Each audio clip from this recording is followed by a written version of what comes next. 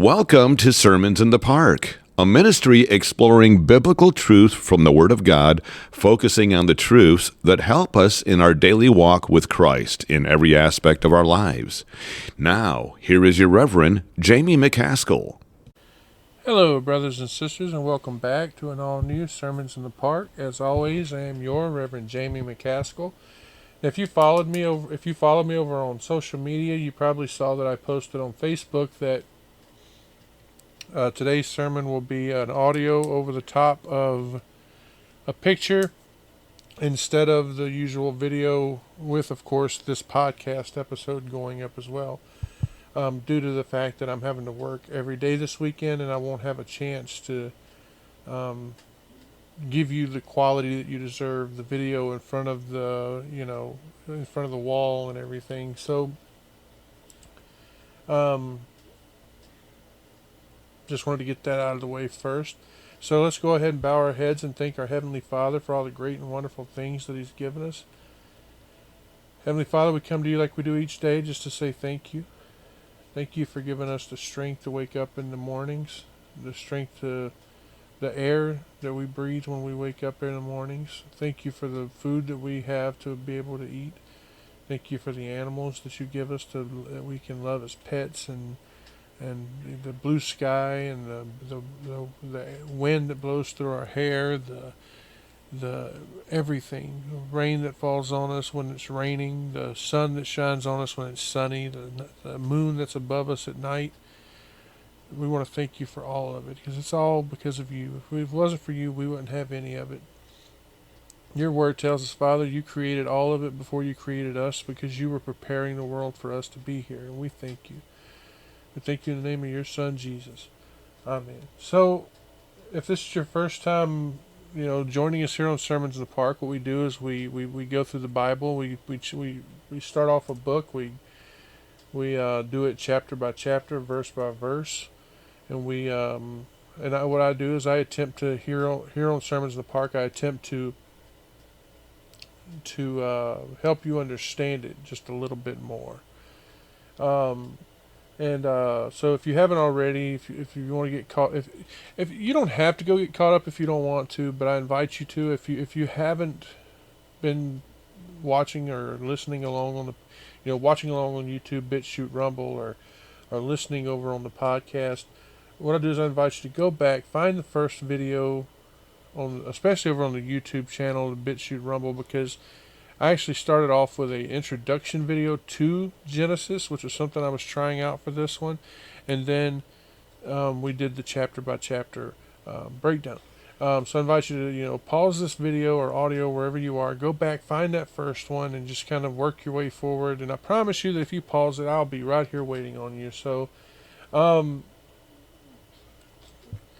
this week we're up to chapter 38 in Genesis, and this one is you'll oftentimes hear people call it the Judah interlude, and the reason that we find it, I should say we find this one, right?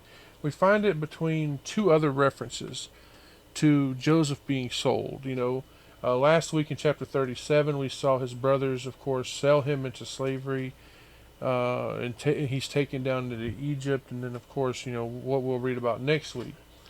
So a lot of people, they want to know why does this chapter fall here? Why does it need to be here? This chapter that's laced with such wickedness, such immorality, and of course all the subterfuge. So why is it here? And I think the best answer for that is because of the chronology of it. It's right where it needs to be.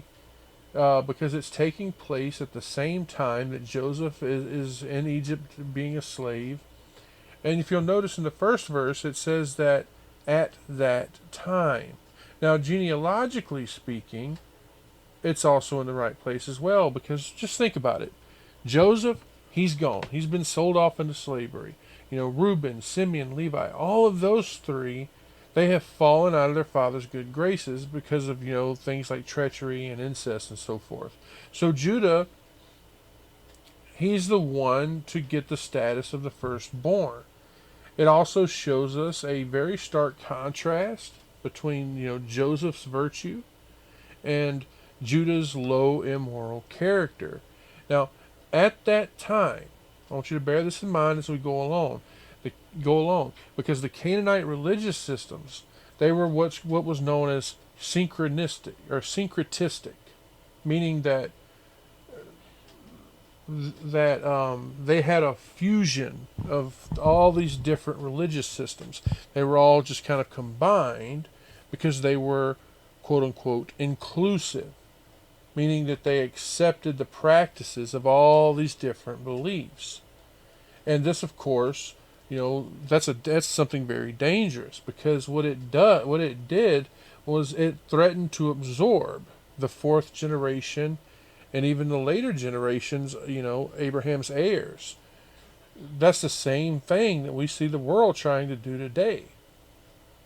Anyway, when we look at the Egyptian exile and what you can call racial exclusivism, meaning that they excluded different peoples and different groups, there was no loss of identity there. It was preserved. So let us go ahead and read Genesis chapter 38. We're going to read the entire chapter 38, verse 1, all the way to the end, verse 30. And forgive me, guys, I'm going to be using my digital Bible, just kind of because I'm not on camera, that's not the only reason I use the video. It's just in some ways it's easier when I'm just recording audio. When you're listening to the podcast, for you who are watching over on YouTube, when you listen on the podcast, I'm not using my paper Bible. I'm using a digital Bible. So we're going to be using that today. Genesis chapter 38. And it came to pass at that time that Judah went down from his brethren and turned in to a certain Adulamite, whose name was Hira. And Judah saw there a daughter of a certain Canaanite, whose name was Shua. And he took her, and went in unto her. And she conceived and bare a son, and he called his name And she conceived again, and bare a son, and she called his name Onan.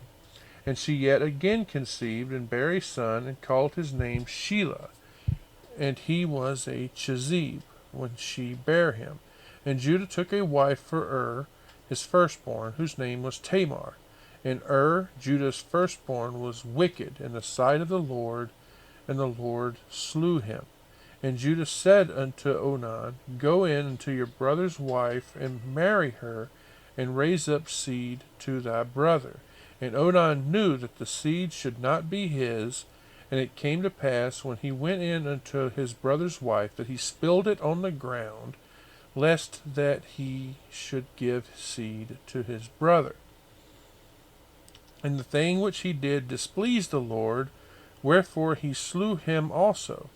Then said Judah to Tamar, his daughter-in-law, I'm sorry, Remain a widow at thy father's house, till Shelah my son be grown, for he said, lest peradventure he die also, as his brethren did. And Tamar went and dwelt in her father's house. And in process of time, the daughter of Shua, Judah's wife, died. And Judah was comforted, and went up unto his sheep shearers to Timnah, he and his friend Hira the Adulamite. And it was told Tamar, saying, Behold, thy father-in-law goeth up to Timnah to shear his sheep. And she put her widow's garment off from her, and covered her with a veil, and wrapped herself, and sat in an open place, where is by the way to Timnah, for she saw that Shelah was grown, and she was not given unto him to wife. When Judah saw her, he thought her to be a harlot, because she had covered her face. And he turned unto her by the way, and said, Go to, I pray thee, let me come in unto thee. For he knew not that she was his daughter-in-law. And she said, What wilt thou give me, that thou mayest come in unto me? And he said, I will send thee a kid from the flock. And she said, Wilt thou give me a pledge till thou send it? And he said, What pledge shall I give thee? And she said, Thy signet, and thy bracelets, and thy staff that is in thine hand. And he gave it her, and came in unto her, and she conceived by him. And she arose and went away, and laid by her veil from her, and put on the garment of the widowhood. And Judah sent the kid by the hand of his friend the Adulamite to receive his pledge from the woman's hand, but he found her not. Then he asked the men of that place, saying, Where is the harlot that was openly by the wayside? And they said that there was no harlot in this place. And he returned to Judah and said, I cannot find her. And also the men of the place said that there was no harlot in this place. And Judah said, Let her take it to her, lest we be shamed. Behold, I sent this kid, and thou hast not found her. And it came to pass about 3 months after, that it was told Judah, saying, Tamar thy daughter-in-law hath played the harlot, and also, behold, she is with child by whoredom. And Judah said, Bring her forth, and let her be burnt. When she was brought forth, she sent to her father-in-law, saying, By the man who these are am I with child. And she said, Discern, I pray thee, whose are these? The signet, the bracelet, and the staff. And Judah acknowledged them, and said, She hath been more righteous than I, because that I gave her not to Shelah my son. And he knew her again no more. And it came to pass in the time of her travail, that, behold, twins were born in her womb. And it came to pass when she travailed, that the one put out his hand, and the midwife took and bound upon his hand a scarlet thread, saying, This came out first. And it came to pass, as he drew back his hand, that, behold, his brother came out. And she said, How hast thou broken forth? This breach be upon thee. Therefore his name was Pharaz. And afterward came out his brother, that had the scarlet thread upon his hand, and his name was Zerah. Now, if you followed me long enough, you know that what we do, we read the entire chapter, then we go back, we reread the first verse that we read, and then we break it down. So the first verse says, And it came to pass at that time that Judah went down from his brethren, and turned in to a certain Adulamite, whose name was Hirah. So it says, And it came to pass at that time. Now some believe that this is referring to Jacob coming, into Canaan from Padan Aram, before all that stuff happened with Dinah. But you see, this was too early for Judah to be married. Remember, and so it was before he was separated from his brothers, having his own flocks and all that. So, in my opinion, it fits better that this was connected with, him selling Joseph into Egypt, right? Because think about it. There were 23 years between then and Jacob going down there to Egypt. So Joseph, he was about 17, okay? He was 30 when we see him stand before Pharaoh. And then there was 7 years of plenty, right? And then there was, of course, 2 years of famine before, Jacob went down there with two of Judah's grandsons, Hezron and Hamul. If you want to look that up, we're not going to read it here, but you can go read that in Genesis chapter 46, verse 12. And all of this adds up to the number that we see mentioned. All of this is accounted for. We see that at 17, Judah's firstborn son would marry, right? That was 18 years after, Judah sold Joseph into slavery, and it was the year that Judah got married. And Onan, at that same age, this would be 19. Okay, now when you then add 2 or say 3 years for Tamar to stay in Shelah. There was time for all of this, for her, to go and collude, if you will, with Judah, giving him, the two sons before Jacob went down into Egypt. Now, as for his two grandsons, they went into Egypt just like how Benjamin's sons did, as the Bible calls it, in the loins of their father, because they would have been conceived during the time that Jacob was in Egypt. The verse says that Judah went down from his brethren. Now, when we look at Ben Malek, he makes it very clear that this is not from Dothan to Adullam, like he left when they were selling Joseph, but from Hebron to there. After him and his brother had gone home, after they expressed sympathy. Sorry guys, like I haven't been off work for very long, and it's very hot in that plant today. But anyway, they had expressed the sympathy to their father. Notice that it says that he went down.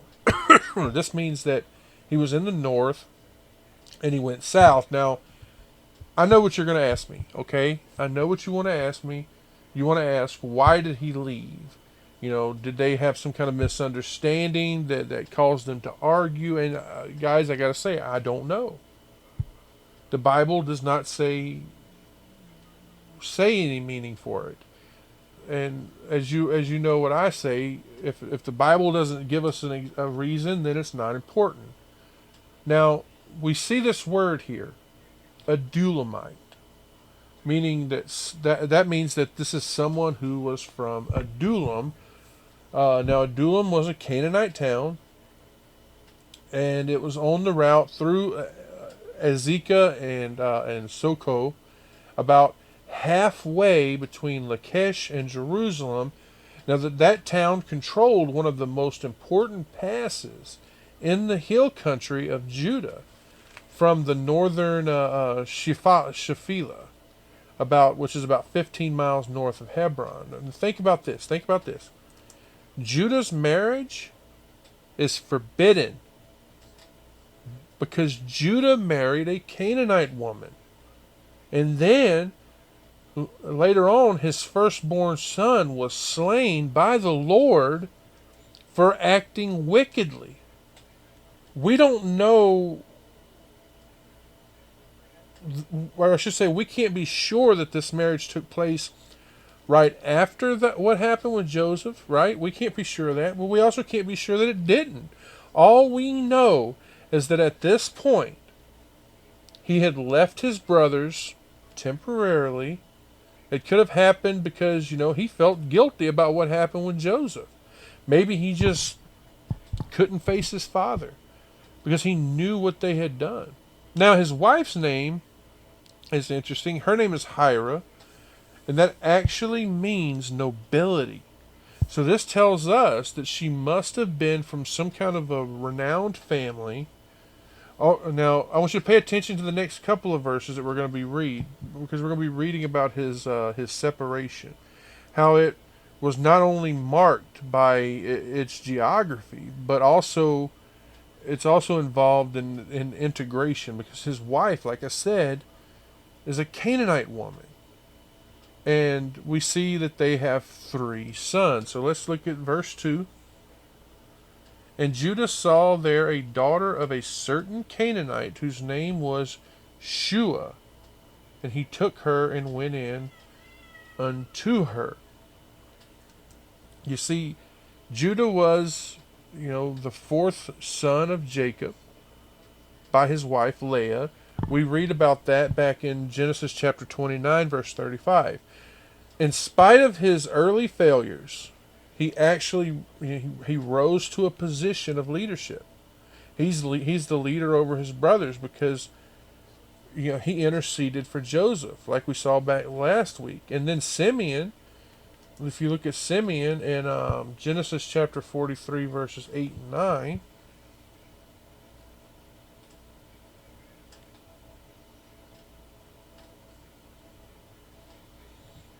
And Judah said unto Israel his father, Send the lad with me, and we will arise and go, that we may live and not die, both we and thou, and also our little ones.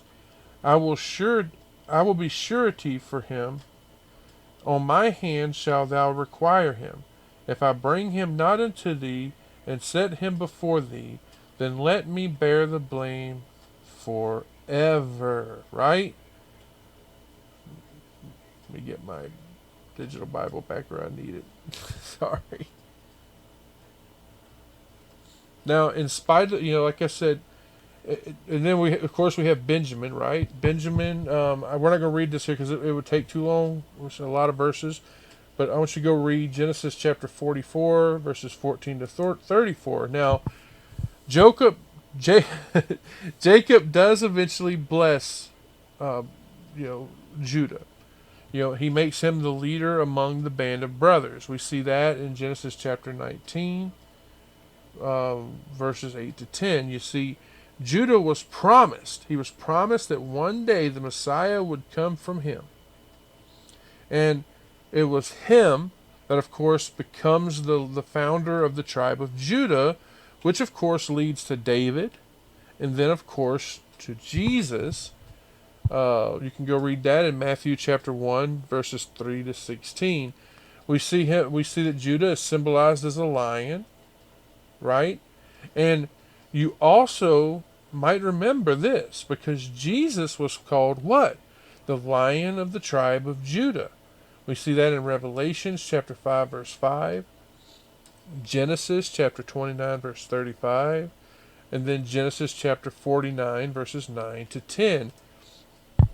Now, this woman that we see here, her name is Shua, and it's through her that we see Judah have 3 sons. We see Onan, and of course Shelah. Was his firstborn son, and we see as we go along that he's killed by the Lord. He apparently represented the rapid degeneration that came, from his mother's alliance with the Canaanites, which you can go read all about back in chapter 19, because her name here is Shua, which means wealth. And this word here, it took. We see that, right? Now I want to talk about that. That word took. It means he took her as a wife. Okay? That's what that means. It doesn't mean what we're going to get to here in a minute. He took her as a wife. He married her. And yes, he slept with her. I am more than 100% positive that this does not mean what some people believe. I do not believe he raped her. The Bible says that he took her, meaning he took her as a wife. That's about as far as I'm going to go with that one right here. So let's look at verse 3. And he conceived, and she conceived and bare a son, and he called his name Now it says, and she conceived and bare a son, and he called his name Now that name means watchman. Notice that here we see no reason given for his name. But if you go and you look at the Targum of Jonathan, you see that was because he should die without children, which is the same as we see as Ariri, which means childless. Do you notice anything here? It says it tells us that Judah named him. That is not the custom of the time period back then. Look at verse 4. And she conceived again and bare a son, and she called his name Onan. Do you notice how fast this happens? It says, and she conceived again and bare a son, meaning that she got pregnant. She became pregnant as soon as she could. And then we see, and she called his name Onan. Like I said, the firstborn son, we see Judah give him his name.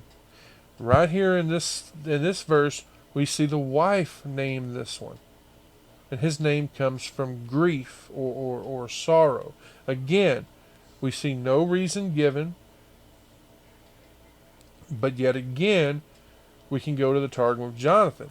And there we see that it was because his father would mourn for him.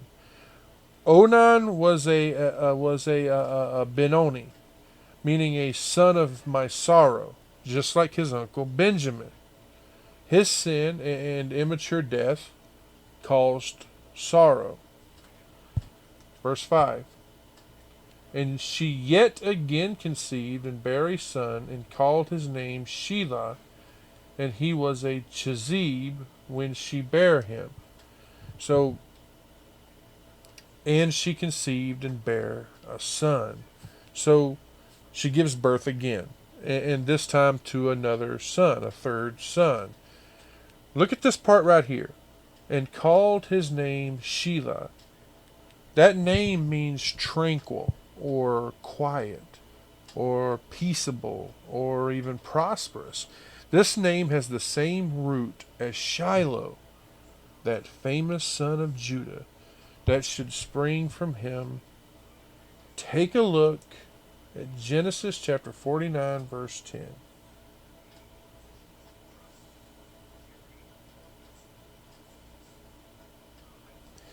The scepter shall not depart from Judah, nor a lawgiver from between his feet, until Shiloh come. And unto him shall the gathering of people be.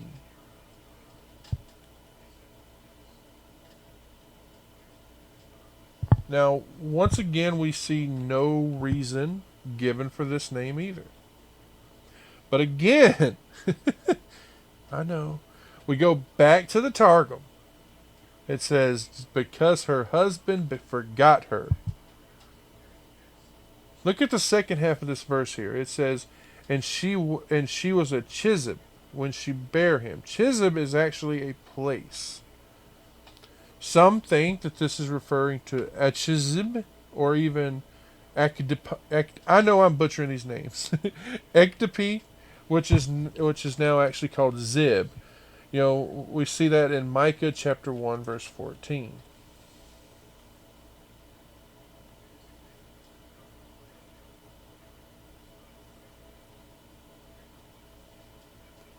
Therefore shalt thou give presents to Morsheth Gath, the house of Achib, shall be a lie to the kings of Israel.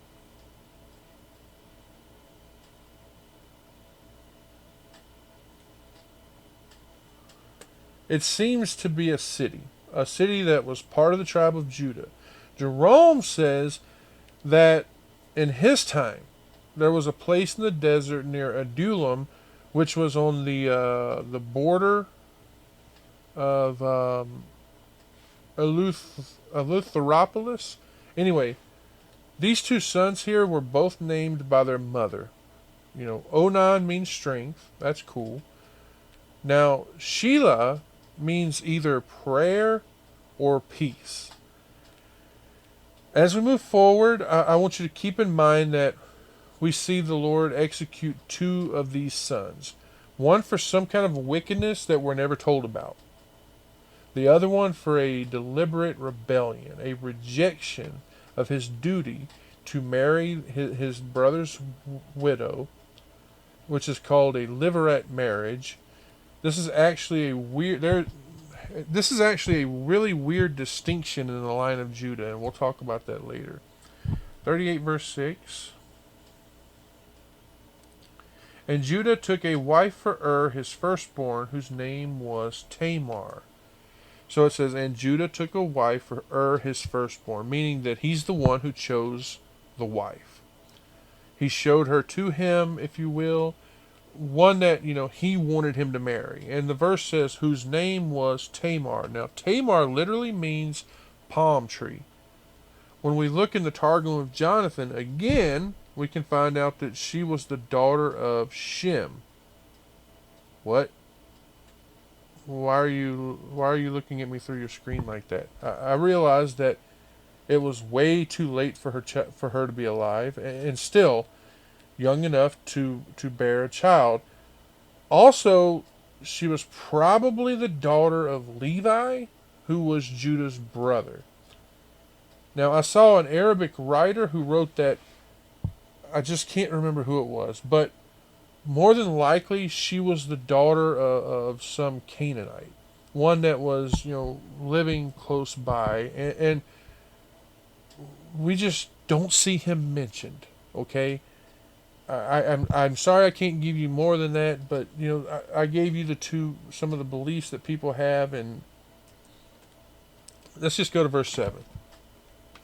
And Judah's firstborn, was wicked in the sight of the Lord, and the Lord slew him. And Judah's firstborn, was wicked in the sight of the Lord. Now, when we read this,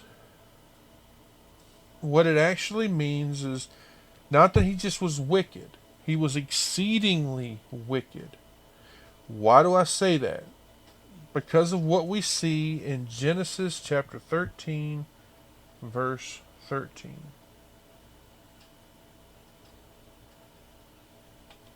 But the men of Sodom were wicked and sinners before the Lord exceedingly. Exceedingly.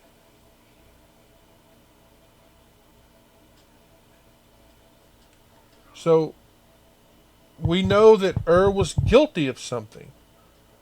But what? We're never told, are we?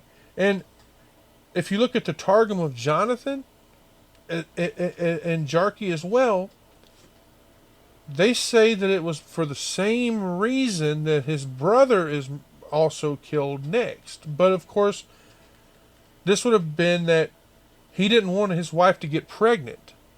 So maybe he didn't want her to lose her beauty, right? But think about this. If that is true, why aren't we told? And then we have an Arabic writer.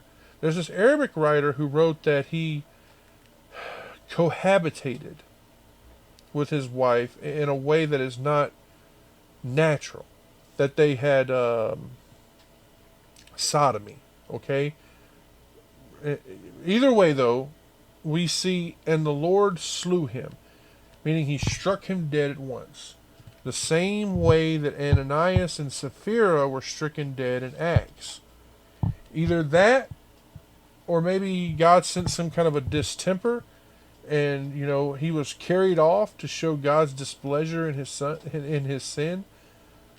Whatever that sin was, whatever you wish to believe, the important thing that you have to take away from this is this: God saw what he did, which he sees what we all do, and God felt that he deserved death for it. Just like how God killed all those evil sexual perverts in Sodom. Verse 8. And Judah said unto Onan, Go in unto thy brother's wife, and marry her, and raise up seed to thy brother. So like I said, he didn't have any children, which also means that he had no heirs. So according to the law of the Liphrite marriage, the widow has to marry the brother of her husband. And his brother Onan was the one that should marry the widow and provide a son for his brother. This was actually a very common custom in that part of the world, especially at that time. It was actually put into the law of Moses. And if you want to go read that, you can go read all about that in Deuteronomy chapter 25, verses 5 to 10. So let's look at verse 9 now. And Onan knew that the seed should not be his, and it came to pass, when he went in unto his brother's wife, he spilled it on the ground, lest that he should give seed to his brother. Look at this here, because this is one that I see a lot of people use the wrong way. There are a lot of people who use this as this is one of those things that people have taken and twisted and use it as one of those, like I did on the podcast, the sayings that Christians believe that's not in the Bible, it's not biblical. It says, and Onan knew that the seed should not be his, meaning that, the child that she would have wouldn't be his son. It would belong to his brother, because remember, he's marrying her. So one thing you need to realize about this is that because he marries her, and that firstborn child would then belong to his brother. It wouldn't be his son, it would be his brother's son. Any child after that, that would be his. It was only that first son. And this was all tied to that custom. And then we see this. And it came to pass when he went in unto his brother's wife. So he was having sex with her as man and wife, because remember, like I said, they're married. The verse then says, that he spilled it on the ground, lest he should give his seed to his brother. Meaning, that child would belong to his brother. It would be his brother's child, which would mean that that child would inherit his brother's estate. And right here, this is the sin that's actually named after him, Onani, a sin that is condemned by the light of nature as well as by the word of God, and very prejudicial to mankind, as well as, it's displeasing to God. He turned his back on his duty, his responsibility. Why? Because of what he wanted for himself. I want you to take a look at something with me real quick. Ruth chapter 4, verse 6.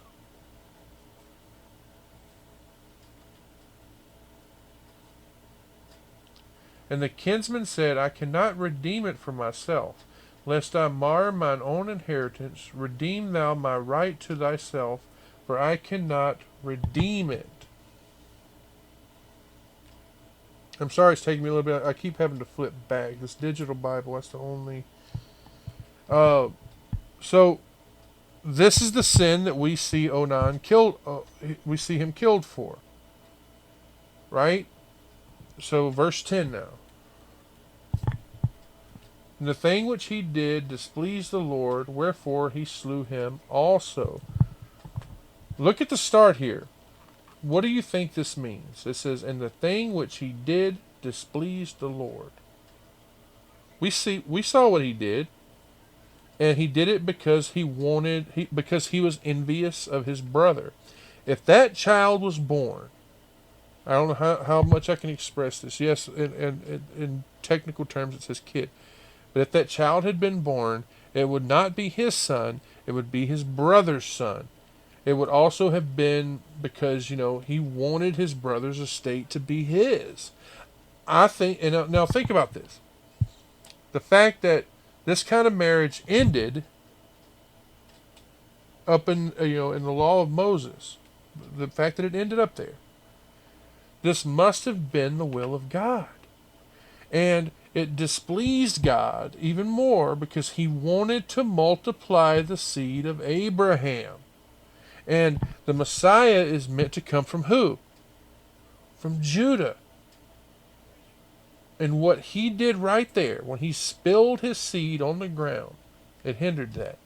So the verse says, wherefore he slew him also, the same way that he slew his brother. What he did was guys, it's perverted. Don't you think? If he did not want to have a child for his dead brother, he shouldn't have married her. He knew what this was for. Think about everything he did. He did a very sick thing, one that displeased God, as well as the fact that he disobeyed his father here. Like I said, this was the custom. If a man died without a child, his brother was supposed to marry the wife, and that firstborn child from that marriage is then considered the child of the dead brother. This shows us what? First of Ur was, it was evil, or God would not have killed him. Onan was just as evil as Ur, because God killed both of them. Verse 11. Then Judah said to Tamar his daughter-in-law, Remain a widow at thy father's house till Shelah my son be grown, for he said, Lest peradventure he die also, as his brethren did. And Tamar went and dwelt in her father's house. Remain a widow until my son be grown. Tamar here, she takes Judah, her father-in-law, at his word. He tells her, go stay with your father, live in his house, be a widow. Okay. So she goes there, and in vain, she waits. She waits for Judah's third son. So why does she do it? Because she wants to protect that inheritance. And as we see later, she resorts to subterfuge so that she can obtain her rights. Now, her doing this, it shows that she had been influenced by a practice that the Hittites did, a very wicked practice. But what they did was they would bring the father-in-law, into this type of marriage. When the sons couldn't do it. So, like, if the sons couldn't do it, it was up to the father-in-law to do it. Remember this: her name Tamar means what? Palm trees. Let me address this before I forget, because I know I will. I feel that what happens here was not fair to her. Okay? Judah, he didn't have any intentions for his third son to marry her. He was afraid. He was afraid that if Tamar, if his last son married her, he's going to die too. Tamar does not remarry. She went to her father's home, and she lived there, just like she promised she would. Verse 12. And in the process of time, the daughter of Shua, Jacob's wife, died. And Judah was comforted, and went up unto his sheep shearers in Timnah, he and his friend Hira the Adullamite. So here we go. We see, and in the process of time, the daughter of Shua, Judah's wife, died. Now Shua was the father of his wife, and of course they were Canaanites. We read that back in verse 2, didn't we? Now, what her name was is unknown. Just like we have no idea when she died. We know that it was sometime after Tamar was sent to live with her father. Now, I did see where some believe that his wife's death, Judah's wife's death, was a punishment because of what he did to Tamar. Because he wasn't being honest with her. He wasn't going to give her his last son. We see, and Judah was comforted. So, of course, he mourns. He mourns. Anybody mourns after the death of their spouse. He laid aside, he'd mourned for some time, and he laid aside the signs of sorrow, meaning it wore off, and we see that he goes to see his friends, as the verse says, and he went unto his sheep shearers in Timnah. Again, we see another city here, one that belonged to the tribe of Judah. Look at Joshua chapter 15, verse 57.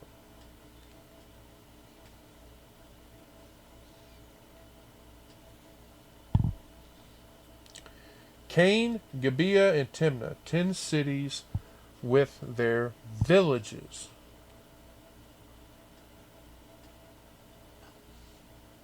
Timnath is said to have been about 6 miles away from Adullam, which is where Judah lived. He seems to have had flocks of sheep there. Either that, or it was a place that he took them to shear them, to wash them. And since we read that is what was happening here, we know that this must have been that time of year. And when they did it, they would hold a feast. Anyway, I do not think that he went there just to watch the men work. I think that he went there to, entertain them, to have some fun, right? To kind of break away from that sadness. Let's look at 1 Samuel chapter 25, verse 3.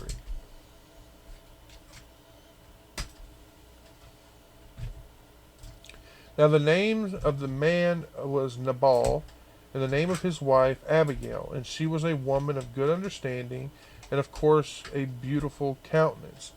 But the man was churlish and evil in his doings, and he was the house of Caleb. I think I must have wrote down the wrong verse again. I'm so sorry. You might have noticed that I said that Timnath is said to have been 6 miles away from Adullam, and that's because the specific location is unknown. We have no idea where it was. All we know is that it's in the hill country of Judah, and we see it mentioned in the story of Samson in Judges 14:1. Now look at this. It says, he and his friend Hira the Adullamite. This tells us that what? That Judah didn't go alone, did he? We see that he took his friend with him. This again shows us that he was going there to entertain them, to have some fun. Let's back up and just kind of summarize what we've seen so far, as I feel it's important that we do it, because we're getting along here. Judah's wife, the daughter of some man named Shua, dies. We see that Judah mourned over her, and that after some time he stopped mourning, and he went to town with his friend named Hira. Let's go to Genesis chapter 38, verse 10. Or 13, sorry. And it was told Tamar, saying, behold, thy father-in-law goeth to Timnah to shear his sheep. Look at this right here. Look at this right here.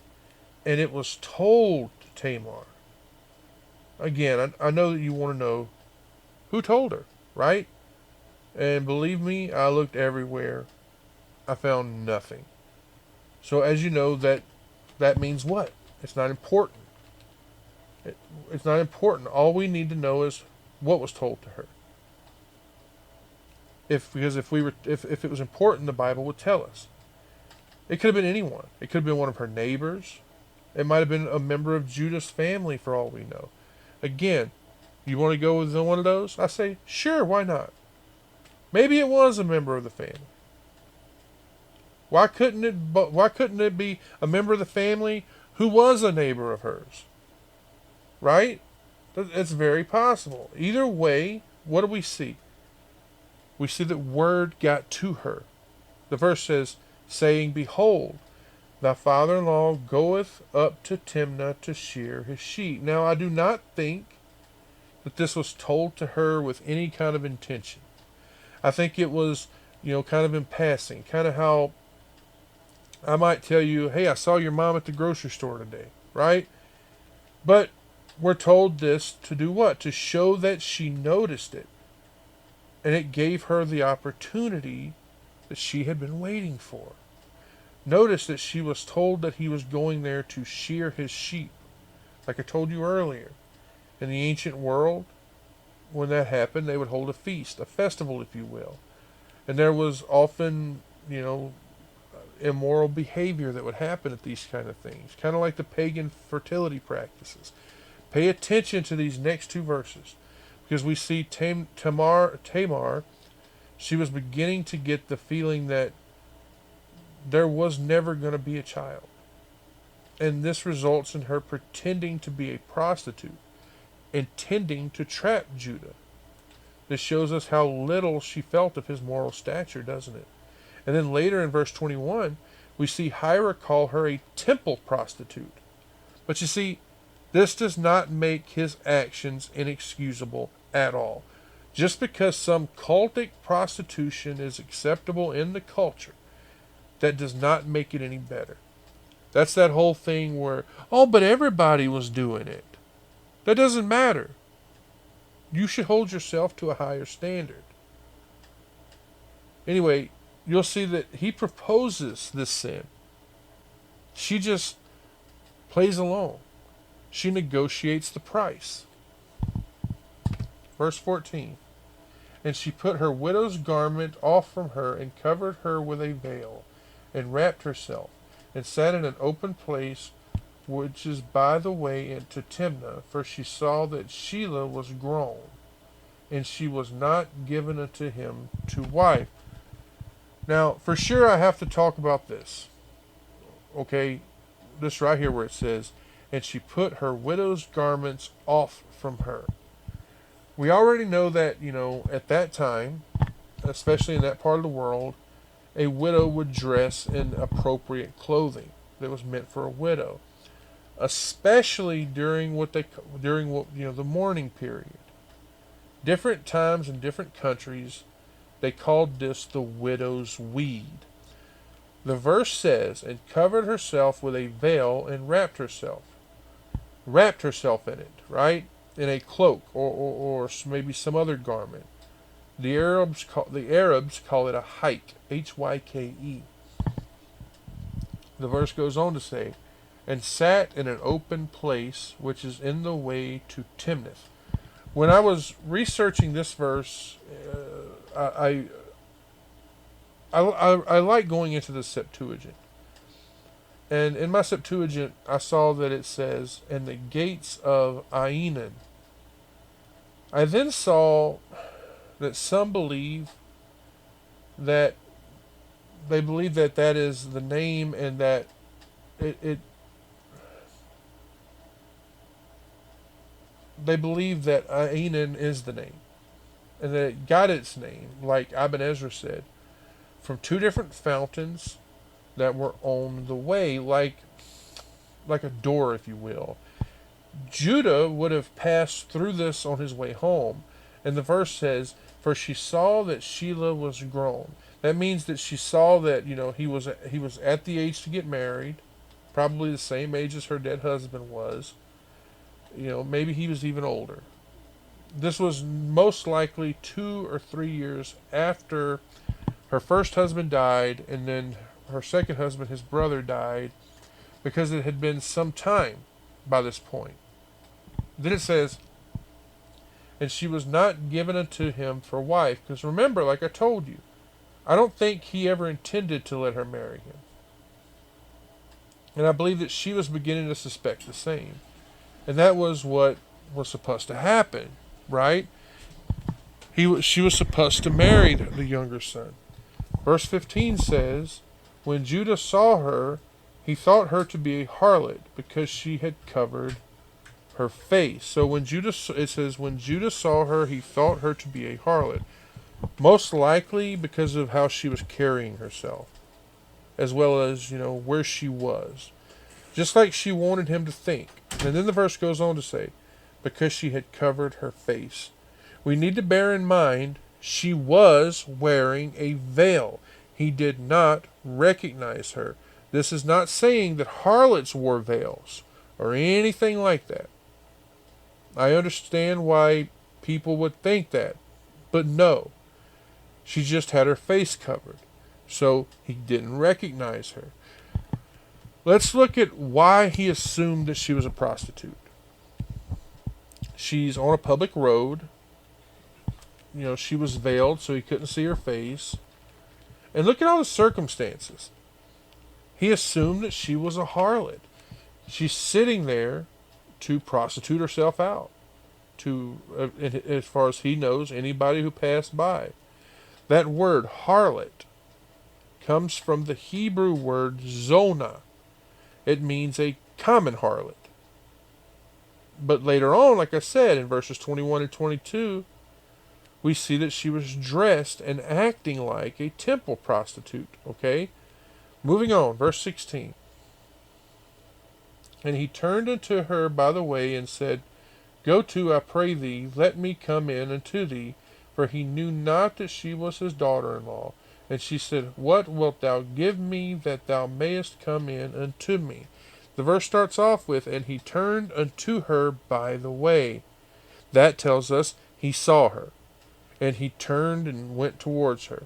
It's very possible that she could have been some way off, right? And when he turned aside, he was lusting after her because she was very beautiful. I think that he probably told his friend Hira, go on ahead, so that, he could do this crime. The verse says, and said, Go to, I pray thee, let me come in unto thee, meaning to lie with her, right? To have sex with her. The verse says, For he knew not that she was his daughter-in-law. And if you've been listening to me long enough, you already know if he knew she was his daughter-in-law, I don't think he would have made this offer. Or, otherwise, he would have been committing incest. Does this excuse him in any way? No. He still willfully committed fornication. He had sex with what he assumed was a harlot. She was not his wife, and he knew it. That he had no business being with her. The verse goes on to say, and she said, what wilt thou give me that thou mayest come in unto me? Okay, so she speaks. I think that she disguised her voice. She maybe spoke quietly or something. I'm sure he would have known her voice. She was acting like a harlot, so this would not have surprised him. She knew who he was, but he did not know who she was. So the willful incest cannot be excused. Okay? Some try to excuse her sin. Some like to say that even though she was a Canaanite, that she had become a proselyte to the true religion because she married into the family. And that she had knowledge of the Messiah coming from Jacob's line, and that, hey, she wanted to be the mother or the ancestor, if you will, of the Messiah. So she did this. And of course, since she was not able to have a son by her husband, she decides, hey, I'll have sex with his father. Not to satisfy her lust, but because she wanted that promised seed. So she could be in the genealogy of the Messiah. You want to go look at Matthew chapter 1, verse 3. Now let's look at verse 17 here. And he said, I will send thee a kid from the flock. And she said, wilt thou give me a pledge till thou send it? So he answers her. She made the offer, and he answers her. And he said, I will send thee a kid from the flock. Which flock? The one in Timnath? That was where they were being sheared, remember? Maybe from Adullam? That was where he lived. It doesn't seem that he was returning, or I should say that in my opinion, when we're reading this, it seems like he's returning from Timnath here. He had been there already. They had feasted. He enjoyed himself. So he was in a proper place to promise this. And then the verse says this. And she said, wilt thou give me a pledge till thou send it? Do you see that? She's not objecting to him hiring her. She's not objecting his offer. She only wants something of value here. She wants something of value that she can hold on until he brings it. And this shows us her view of being hired for this. She just wants something to show him, just in case she gets pregnant, so that she can show him that it was her. Verse 18. And he said, what pledge shall I give thee? And she said, the signet and thy bracelets and thy staff that is in thine hand. And he gave it her, and came in unto her, and she conceived by him. Look at what she asked for here. She asked for thy signet and thy bracelets and thy staff. All that time, or I should say, all the men at that time, all the prominent men, they would wear a cylinder seal on a necklace. They used this to endorse contracts. So she asked for that. And she also asked for his walking stick. This tells us that even that walking stick he had some kind of a marking on it. Something that would have told him that it's his. When we look at the Ugaritic literature, we see that it tells us the importance of these three pieces of identification. Much like how a job today will ask for, different forms of identification. Let's not forget this. Judah told her to remain a widow for years And here he is, after some short time of grief, seeking a prostitute. Tamar is very smart here. She decides, hey, if Judah's son won't give me a child, then I'll just trick Judah into giving me one. Now, to you and me today, that's evil. But the custom at that time in that part of the world, she's allowed to have a child for her dead husband by one of his kinsmen. There would also be no doubt as to when she became pregnant, because she would have his seal as evidence. Judah would be unable to deny that he's the father. Judah had been unfair. What he did was wrong. He lied.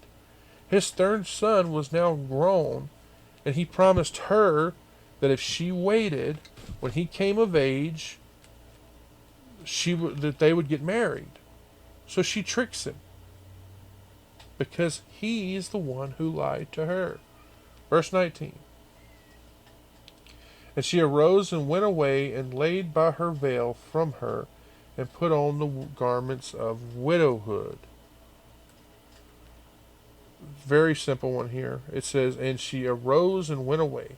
So as soon as she and Judah were done, she immediately went back home to her father's house, or she would have been identified by the person that would be sent back there with the kid. Right? So she rushed home. The verse says, and laid by her veil from her and put on the garments of widowhood.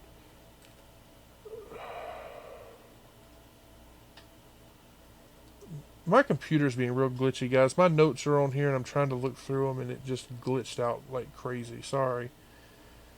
So she went back to her father's house, like I said, or she could have been identified by the person he got the kid from, right?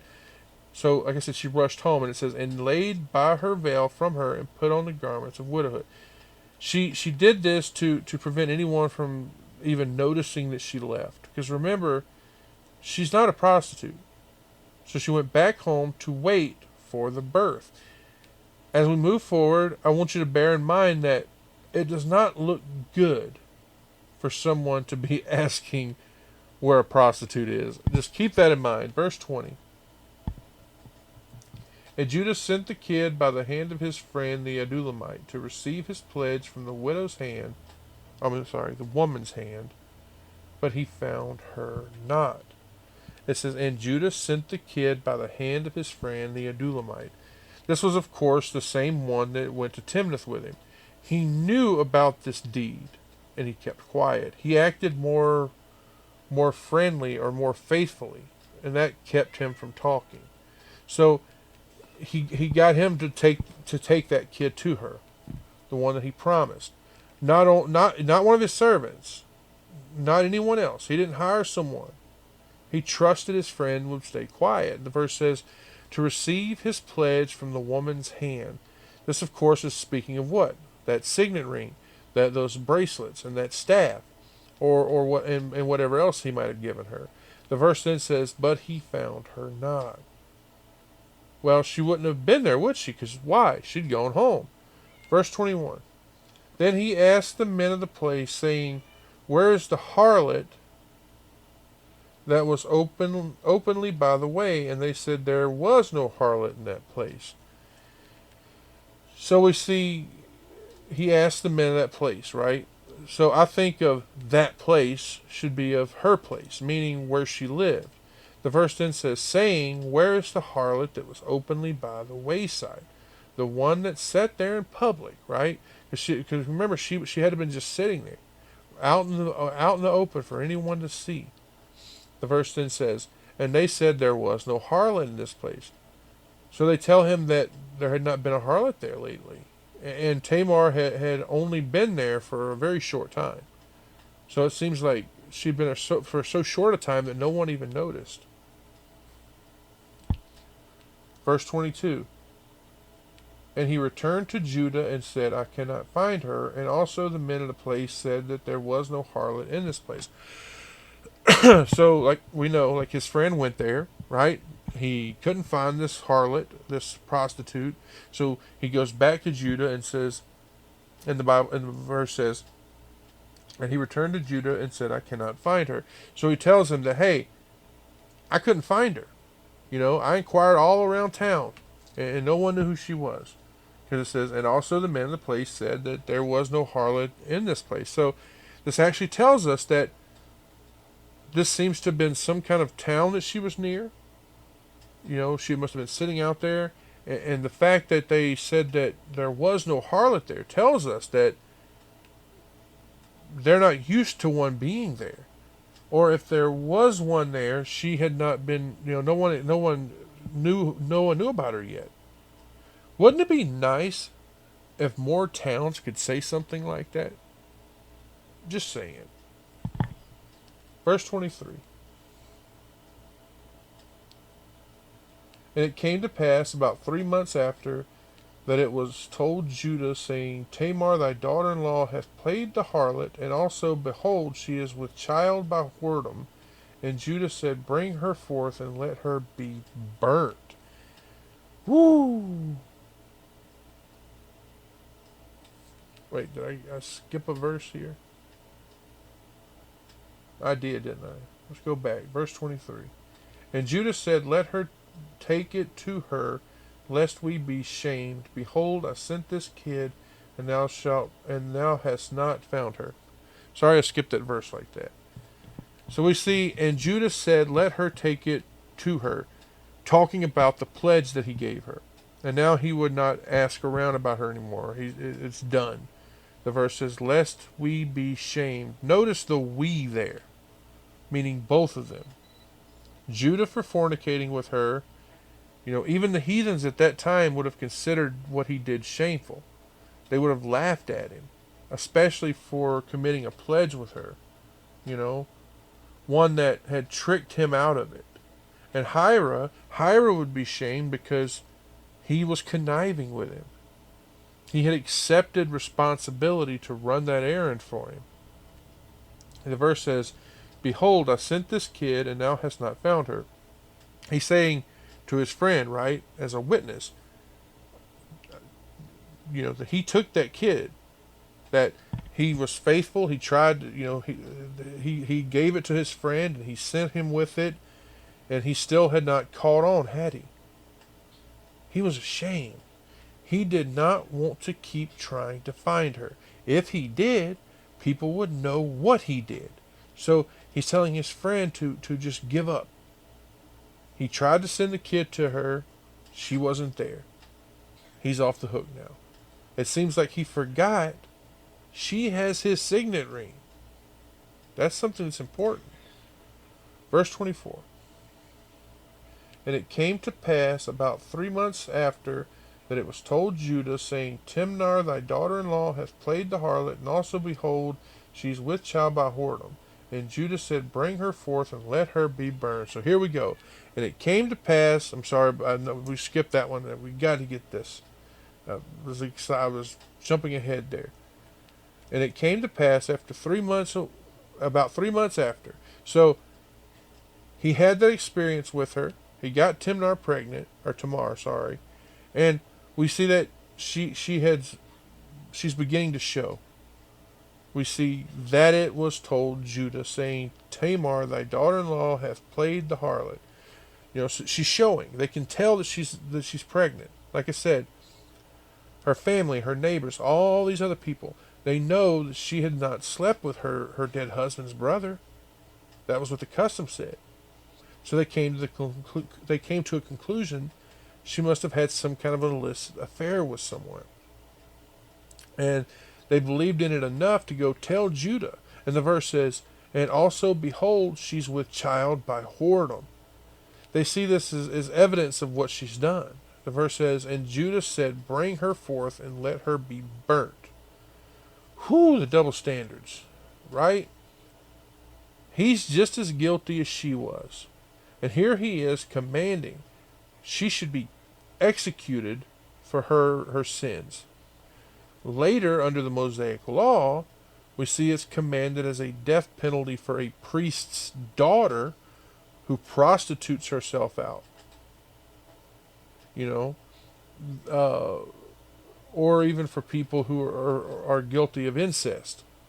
You want to go read that? Leviticus chapter 20, verse 14. Leviticus chapter 21, verse 9. Now, nowhere in what we have read do we get the idea that Judah had any kind of civil authority in this Canaanite-ish, if you will, and heathen city.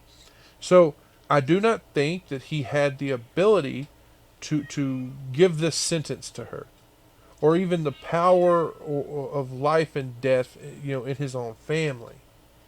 Besides, Tamar was not his. She lived with her father. But I think what we're seeing here is he had such esteem, if you will, that his neighbors would have been influenced by him.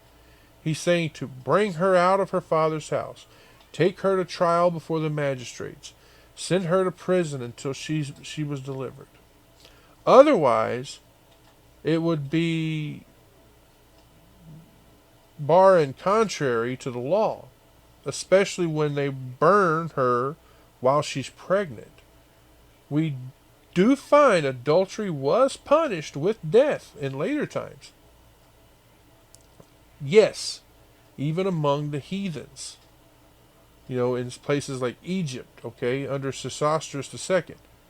We can see that in Jeremiah 29:22. When we look at, Silitheus, the prince of Croton in Italy, he actually did make a law where people who committed adultery were burnt alive. I saw that when I was reading Lucian. So did Macrinus the emperor. He also passed a similar law. Only, he prescribed that the two adulterers be burnt together. Their bodies joined together. What Tamar did was judged as adultery.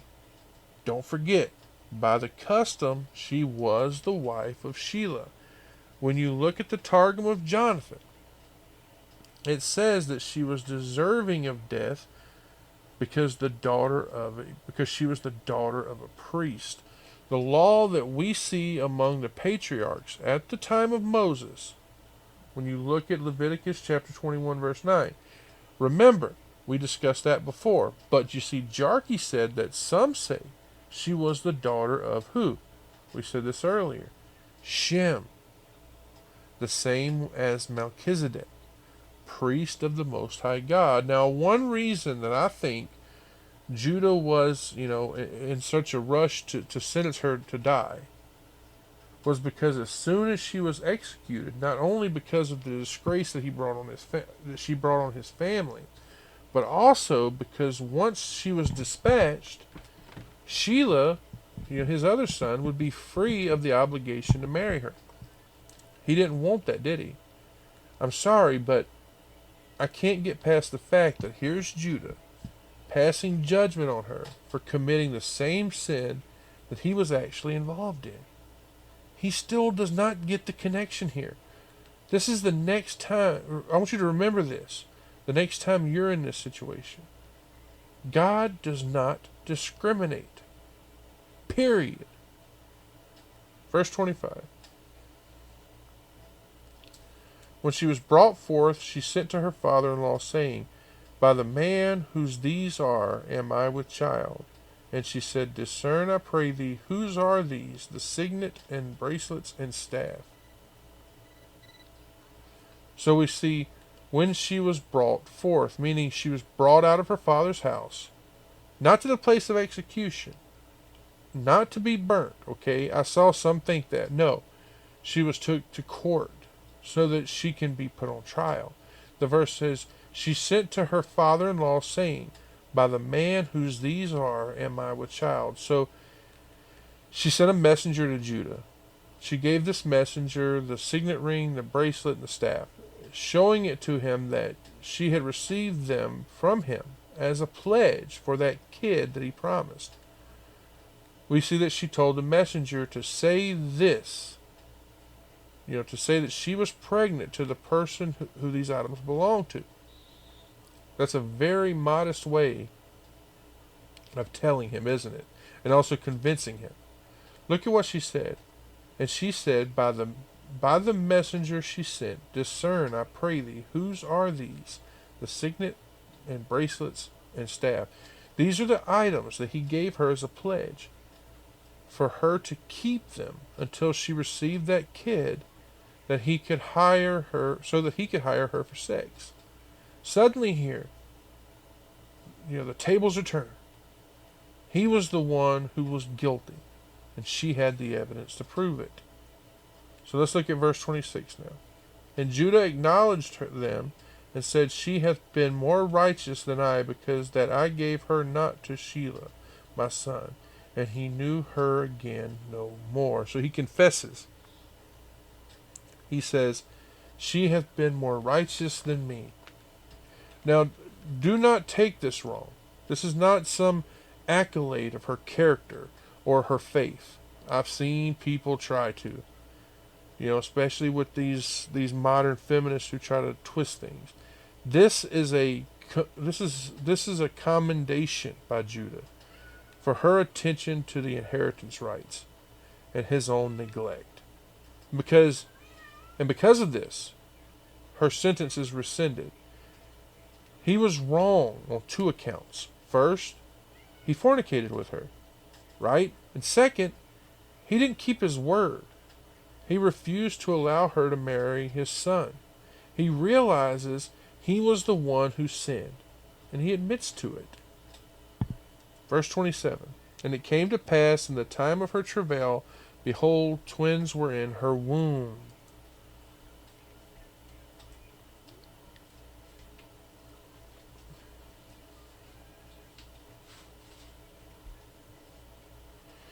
The hand that comes out first belongs to Zara, but then Pharez comes out first. His name means breach. Okay? We see him listed in the genealogy of Jesus in Matthew chapter 1 verse 3, Ruth chapter 4 verse 18. The struggle in the womb between these two, right, was like the one between Jacob and Esau. And we see it here bringing this chapter to an end, but it does launch the tribe of Judah on a career.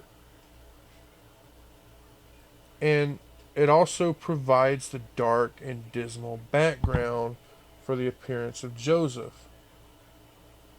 Verse 28 says, and it came to pass when she travailed that one put out his hand, and the midwife took and bound upon his hand a scarlet thread, saying, this came out first. So, and it came to pass when she travailed. This is speaking of her having birth pains. They were coming on strong and quick. We see it say that the one put out his hand. This should show that she had a difficult and dangerous time with this birth. It was not like a normal birth. And I saw where some believe that this was God correcting her for her sin. The verse says, and the midwife took and bound upon his hand a scarlet thread, saying, this came out first.